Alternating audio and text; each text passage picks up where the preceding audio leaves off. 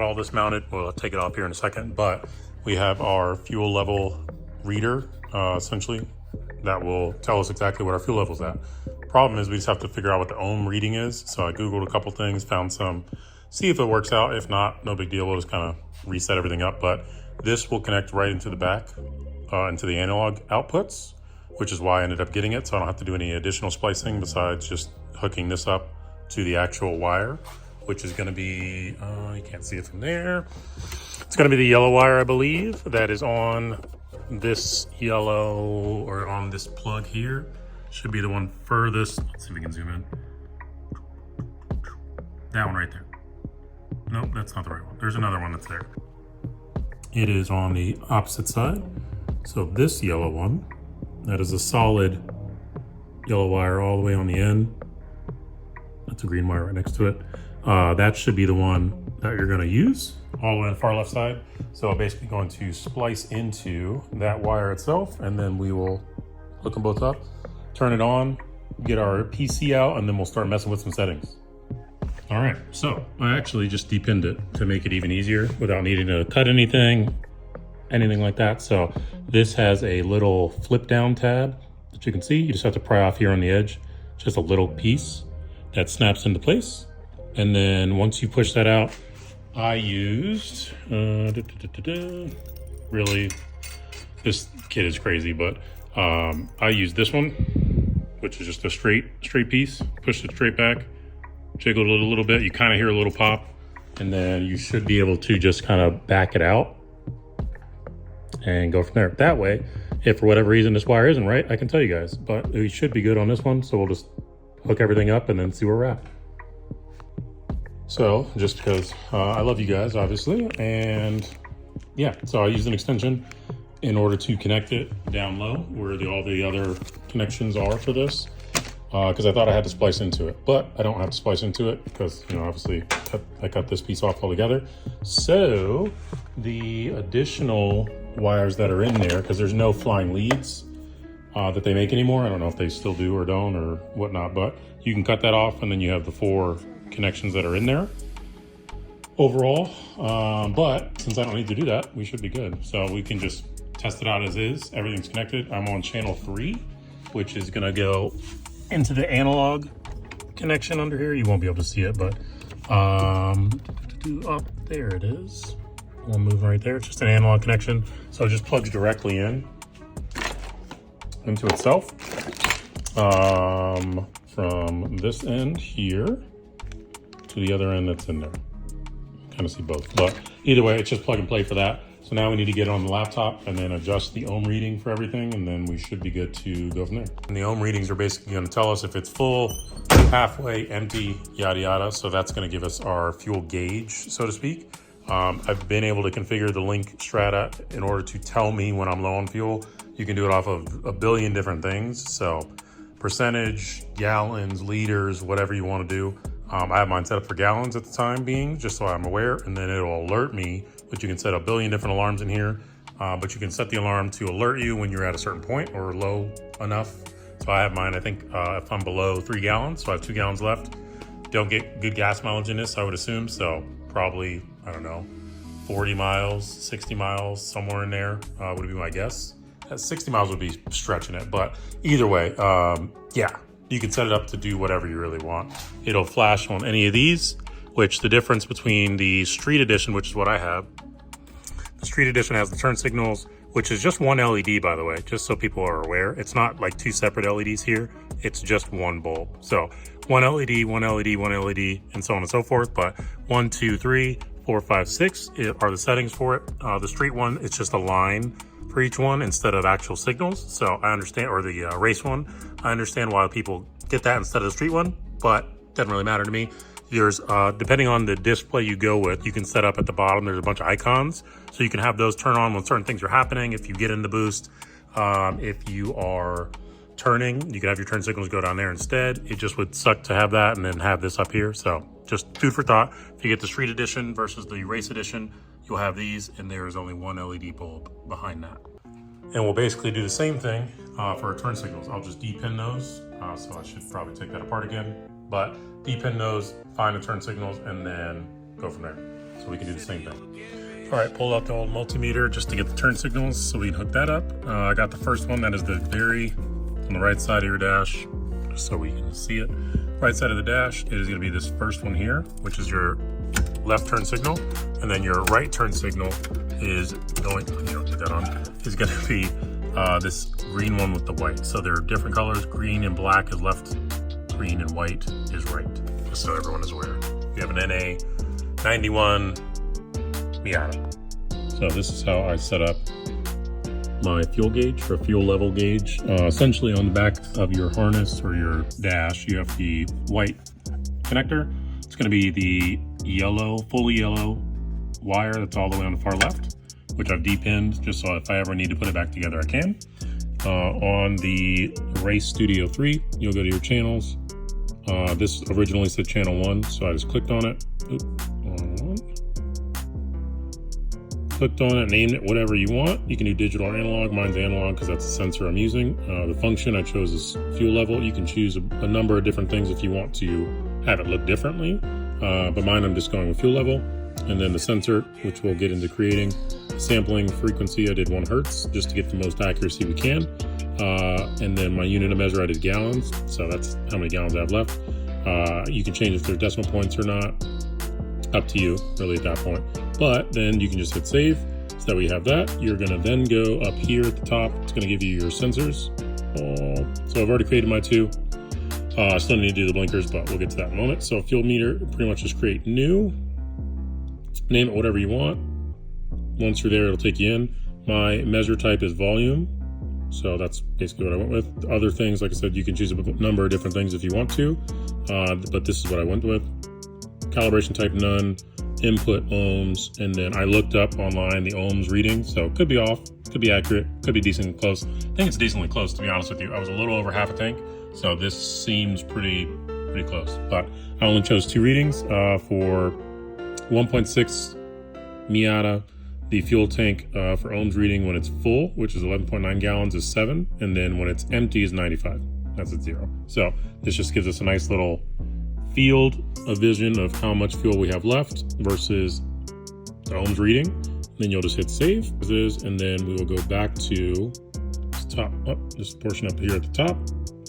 Then we'll go to our newly named, we'll change this to fuel, and then we'll choose whichever one that we used. So I'm gonna go with last because that's the last one I used. And then, yeah, we should be good. Now it shows my fuel reading. So if I were to take this wire off, okay, took it off, you can see it dropping immediately. So that lets me know that is the accurate one. I don't know why it's going super negative. It's probably just grounding out to something it shouldn't be. But yeah, we'll put it back just so we have everything set. Continues to go. And then now that I've reconnected it, you can just see it steadily climbing. Should go all the way up to 8 gallons again, and then we're set for that one. All right, finally figured out the blinkers. Pretty much went back to here where we created the fuel meter sensor. Do the same thing, new, create, name it whatever you want to name it. I named my blinkers, so we'll just go into this. Once you're in here, it changes to numbers, calibration none, input type MV, and we're going to basically, the way I came up with these numbers is to come back to the very top. Oh man, this touchscreen is killing me. Cool. So we go down to the connected devices, which should be our one device. We'll go to live measures and we will turn on that. This will give us our current output reading. So with it off, not blinking at this time, it is currently showing 1352-ish. Lights on, goes up a little bit more. And then when the turn signal actually is on, because it's hyper flashing, it's about 11,700 something ish. Looks like 11,762.43, just kind of varies all over the place. But essentially what we're gonna do is we should be able to go, now that we have those numbers, you'll write those down, low and high. So when it's off, this will be our low number. When it's actually, everything is on, we have our blinker going, this is what our high number is. So you're gonna write those down.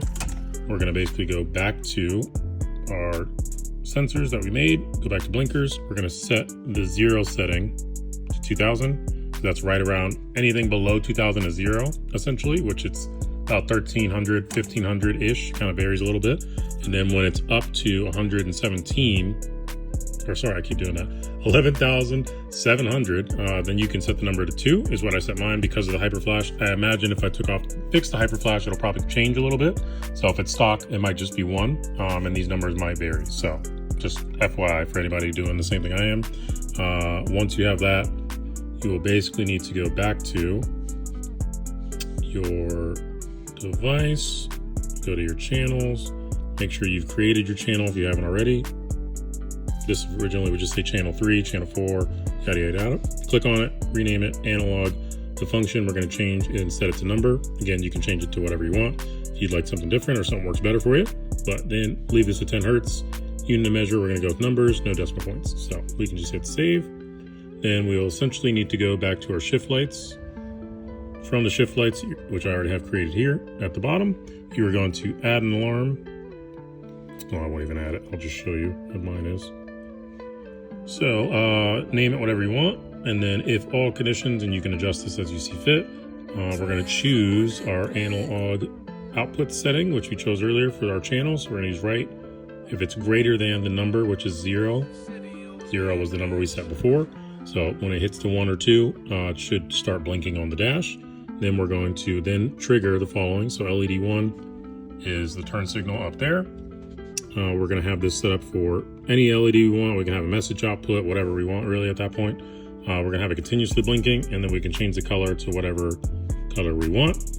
And then we're going to have this continue happening until the condition is no longer met. So from that, we'll just hit save. Don't need to hit save for me. And we have that set up. So now when we use our blinkers, we got it blinking, finally. So we're good. Now I just need to do the same thing for the right side. This again is from the analog connector, which goes to the back of this. You will cut the head off of it. So the part that fits into the back, you'll leave that. The other end, you're going to cut the end off of it so you expose 4 wires. You are going to only need to use the white one. The other ones are not needed for this. So just cover them up so they don't ground anywhere, and you should be set. Repeat the same thing for 3, or the right turn signal, not 3. So for the blinkers so far, I've set it up for 3000. It seems like it works better that way in order for it to shut off quickly. So turn it on, turn it off, shuts off right away. Turn it on, turn it off, shuts off almost right away. I was grounding it out. There we go, shuts off right away. Perfect. So 3000 is the money button, or the money value here. And then to quickly do the headlights, the headlight motor, or the actual connection is the red one. I believe it is like the 4th one over in order to get this to come on. So yeah, man, it's already working. I already got everything configured for it, show up and work like it's supposed to. So we are looking good. In order for the headlights to work, I just used the number and left everything at honestly the default values because it passes both of that when it's on and off. So yeah, we're looking pretty good. I'll probably change this to 100 just to have it, but it is yeah, already working. So no complaints here. And now that we have everything hooked up, this is the final product. Everything's hooked up, cleanly installed. It looks super good, nice and straight, plenty of light. And then we can change this to whatever we want. And I have little signals at the bottom for bad battery. Once we get into boost, oh, you can't see that. Bad battery, once we get into boost, once ethanol content is high enough, and then gas. So, doing good. Doing good.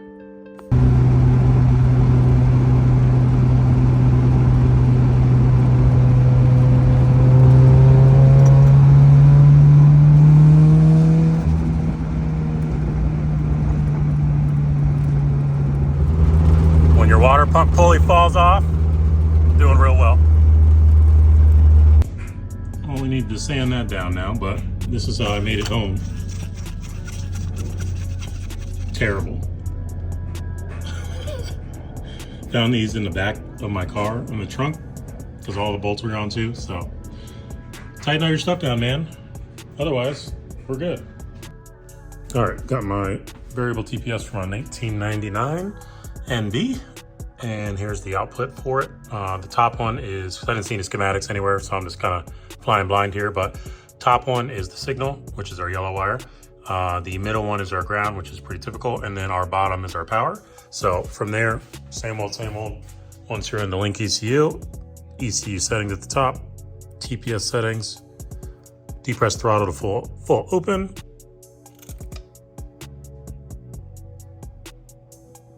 And then hit OK. And do it when it's closed. And hit OK. And we're good to go. So now we're back to a TPS that's not gonna actually fall off, and we'll be good to go. So let me solder these real quick and we'll be done with this. Oh, and before I forget, the NA plug does not work on the NB variable TPS. So just FYI, you'll have to get both.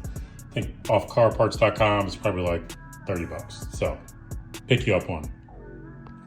All right, car's back together again. I did a temporary fix because I'm getting a bunch of oil coming out here. It's because there's a little pinhole, which I just covered with some RTV. So I'm just gonna turn the car on, let it warm up, just to let the RTV kind of set in a little bit, but I assume it's just gonna blast right out of that, depending on what the pressure looks like in the head.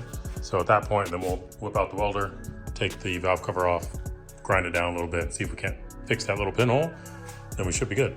But I had to get a new belt because previously this bad girl fell right off my water pump pulley. So I had to get a new belt, not really because of that, but just kind of looking at the belt now, you can see it's time. It is time. With that in mind, now we're gonna start the car up real quick just to get it warmed up again. Should be good. Then we can drive it hopefully this weekend. That's gonna be it for this one, man. Like, comment, subscribe. Stay tuned for more. I'll catch y'all later. Peace.